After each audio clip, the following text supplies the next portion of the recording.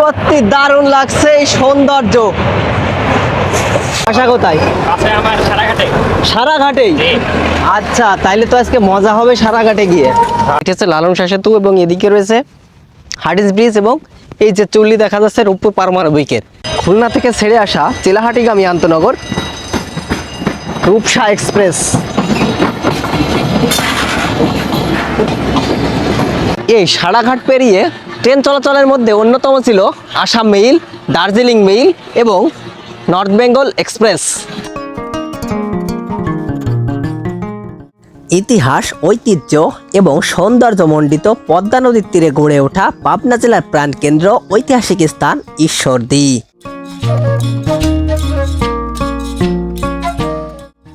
আজ আমরা পাবনা জেলার ঐতিহাসিক এবং সৌন্দর্যমণ্ডিত স্থানগুলো ঘুরে ঘুরে দেখব।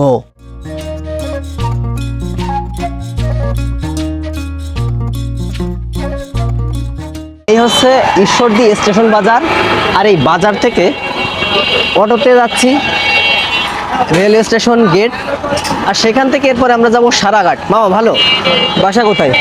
শৈলপাড়া। হ্যাঁ, শৈলপাড়া। এই কতদিন ধরে অটো চালানো হয়? 1.5 বছর। 1.5 বছর ধরে। ইনকাম ভালো? লেখাপড়া করা হয় নাই? ঈশ্বরদের দর্শনীয় স্থান কি কি আছে বলো? তুমি জানোই না, তুমি একটা হাই দিয়ে দাও। এই যে হাই হাই।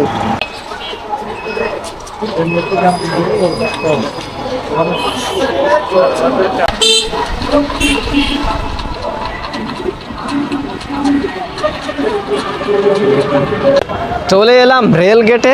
এটি হচ্ছে ঈশ্বরদী রেল গেট। এখানে সিগন্যাল পড়ে গেছে, তার মানে ট্রেন আসবে। এদিক দিয়ে যাবো আজকে আমরা সারাঘাট। খুলনা থেকে ছেড়ে আসা চিলাহাটিগামী আন্তনগর রূপসা এক্সপ্রেস।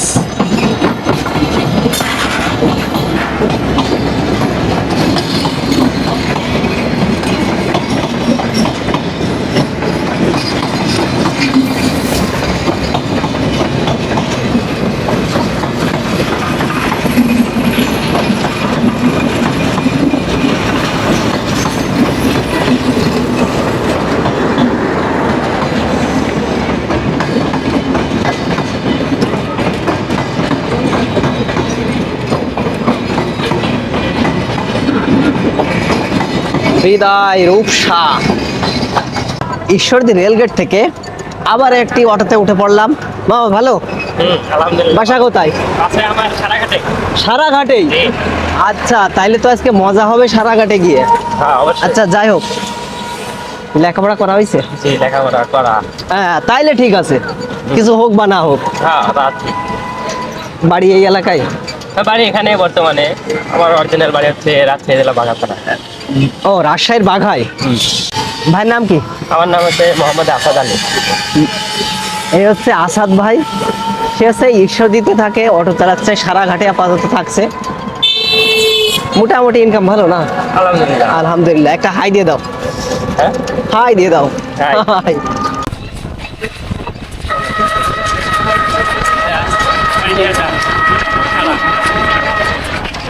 এটি হচ্ছে সারা সরকারি প্রাথমিক বিদ্যালয়।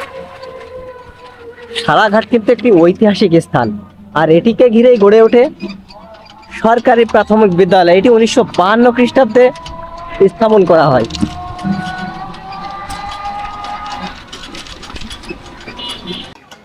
এই হচ্ছে সারা বাজার, সারাঘাট। এখানে অসংখ্য দোকান গড়ে উঠেছে, আর এই সারাঘাট বাজার থেকে 50 মিটার হাঁটলেই দেখা যাবে পদ্মা নদী।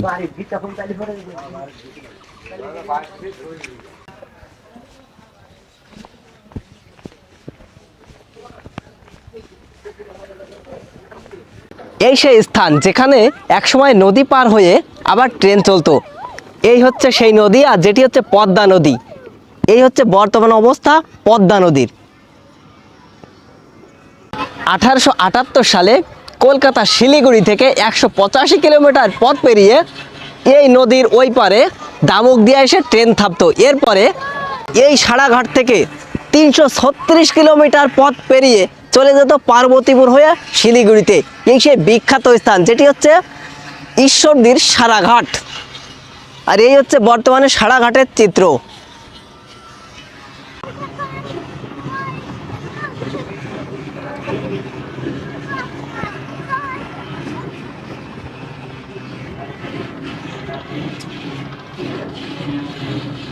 এই সাড়াঘাট পেরিয়ে ট্রেন চলাচলের মধ্যে অন্যতম ছিল আসাম মেইল, দার্জিলিং মেইল এবং নর্থ বেঙ্গল এক্সপ্রেস।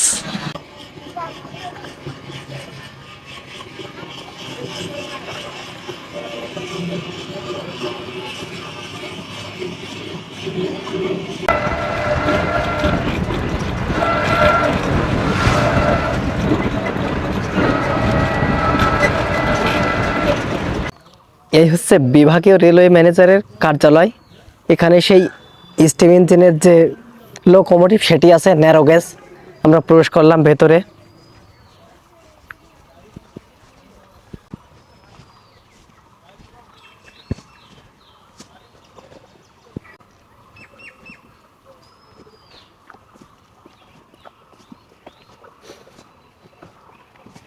এটি হচ্ছে 14 ফেব্রুয়ারি 1898 খ্রিস্টাব্দে রূপসা বাগেরহাট সেকশনে প্রথম চালু হওয়া ন্যারো গেজ ট্রেন। এটি হচ্ছে একটা লোকোমোটিভ এবং একটি কোচ।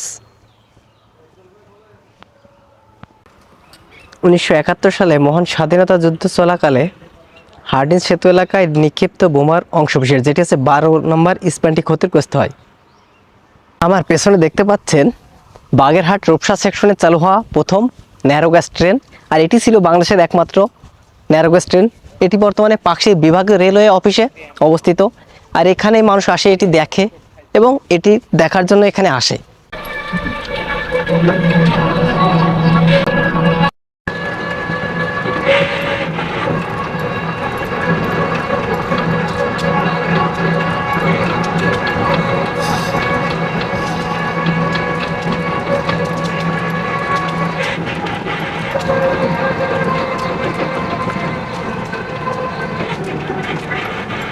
এই হচ্ছে রূপপুরের প্ল্যাটফর্ম। মূলত রূপপুর পারমাণবিক বিদ্যুৎ কেন্দ্রের জন্যই এটি তৈরি করা হয়েছে। সামনে রয়েছে রূপপুর রেলওয়ে স্টেশনের ভবন। আর এটি হচ্ছে মালগাড়ি, বিভিন্ন কাজে ব্যবহার হচ্ছে।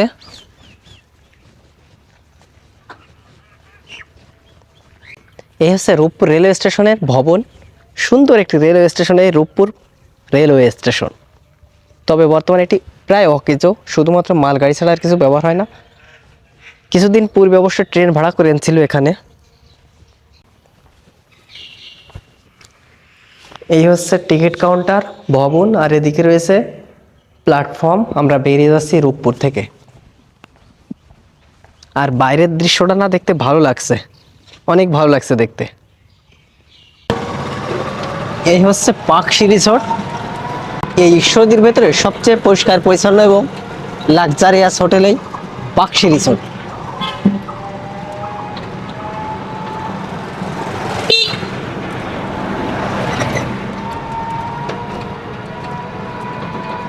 পার্কের মতো।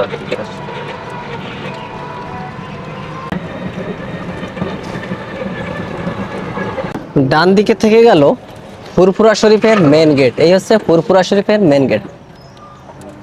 অসংখ্য মানুষ এখানে আসে যখন উরুজ হয় তখন। এই সেই পাকশির ফুরফুরা শরীফ। এখান তো যখন উরুজ হয় তখন তো মানুষের কোনো শেষ নেই, তাই না? এগুলো সব লোকজন ভরে যায়, অনেক সবাই নামাজ পড়তে আসে এখানে। তাই 3 দিন ধরে হয়। 3 দিন ধরে হয়। হ্যাঁ, সারা বাংলাদেশে বিভিন্ন স্থান থেকে লোক আসে। অবশ্যই আসে। এখানে হচ্ছে আপনার খাওয়া দাওয়া করে, এখানে ঘুমায়, 5 ওয়াক্ত নামাজ পড়ে, হ্যাঁ, আল্লাহর ইবাদত করে, উরুজ হয়, অর্থাৎ ওয়াজ মাহফিল হয়। হ্যাঁ, এগুলোতে সব লোক, এই যে সম্পূর্ণ, হ্যাঁ এগুলো সব লোক ছিল এখানে। এইখানে লোক অবস্থান করে আর কি, প্যান্ডেল করা থাকে। এই যে এইগুলো, হ্যাঁ অনেক সুন্দর লাগে। এই হচ্ছে পাকশির মাঠ যেখানে উরুজ হয়। আর দূরে দেখা যাচ্ছে মসজিদ, সুন্দর একটি মসজিদ, পাকশি দরবার শরীফ বা ফুরফুরা শরীফের মসজিদ।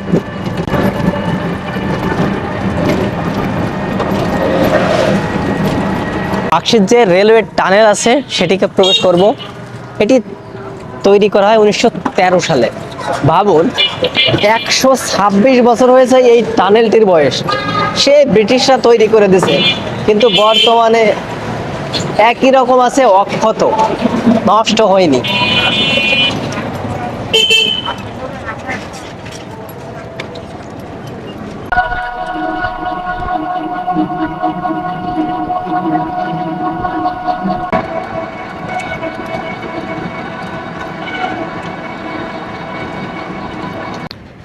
চলে এলাম হার্ডিঞ্জ ব্রিজের নিচে।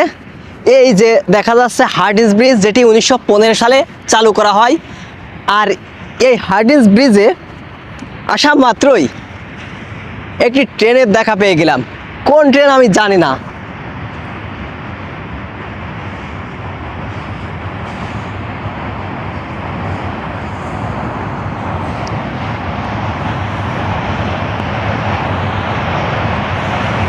সত্যি দারুণ লাগছে এই সৌন্দর্য।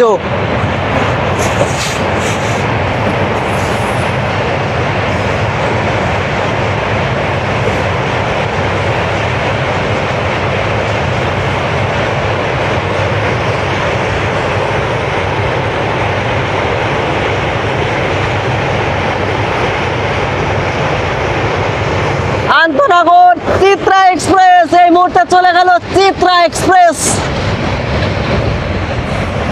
বিদায় চিত্রা।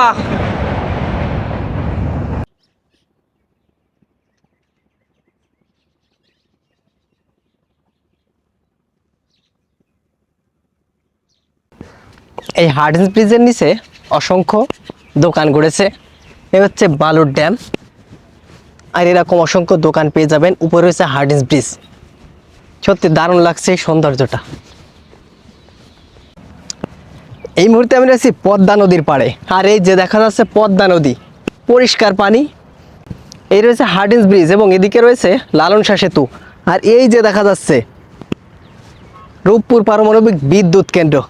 আর এই হার্ডিঞ্জ ব্রিজের নিচে অসংখ্য এরকম দোকান গড়ে উঠেছে। এই সৌন্দর্যটা দেখুন, দেখতে অনেক সুন্দর লাগছে। চর জেগে গেছে পদ্মা নদীর মাঝে, আর উপরে রয়েছে হার্ডিঞ্জ ব্রিজ। সৌন্দর্যটা দেখার মতো।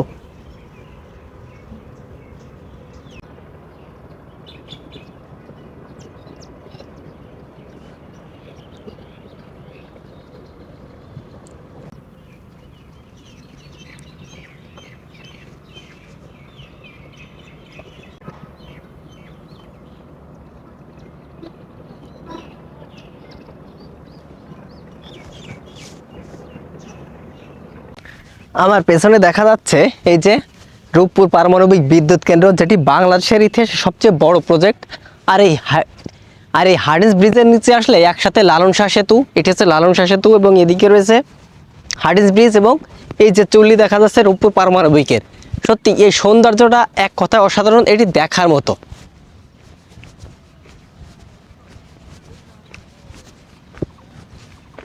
এই হচ্ছে হার্ডিঞ্জ ব্রিজ, আর এইদিকে রয়েছে পাকশী রেলওয়ে স্টেশন, আর এই যে রূপপুর পারমাণবিক বিদ্যুৎ কেন্দ্র। আপনি যখন পাকশীতে আসবেন তখন এই সমস্ত জিনিস আপনি দেখে যেতে পারেন। এই হচ্ছে পাকশী রেলওয়ে স্টেশনের শেষ পুরাতন ভবন, একই রকম রয়েছে, এটিকে আর আধুনিকায়ন করা হয়নি। আর প্ল্যাটফর্ম হচ্ছে উপরে। এই হচ্ছে পাকশী রেলওয়ে স্টেশনের প্ল্যাটফর্ম। দর্শক, এই ছিল আজকের ঈশ্বরদী আশেপাশের অনেক স্মৃতি জড়িত দর্শনীয় স্থানের ভিডিও। আমার এই ভিডিওটি যদি আপনাদের ভালো লেগে থাকে তাহলে অবশ্যই লাইক, কমেন্ট, শেয়ার এবং সাবস্ক্রাইব করে পাশে থাকা বেল আইকনটি বাজিয়ে দিন। আজকের এই ভিডিওটি এইখানেই শেষ করছি। দেখা হবে পরবর্তী নতুন ভিডিওতে। ততক্ষণ পর্যন্ত ভালো থাকুন, সুস্থ থাকুন, বিদায়।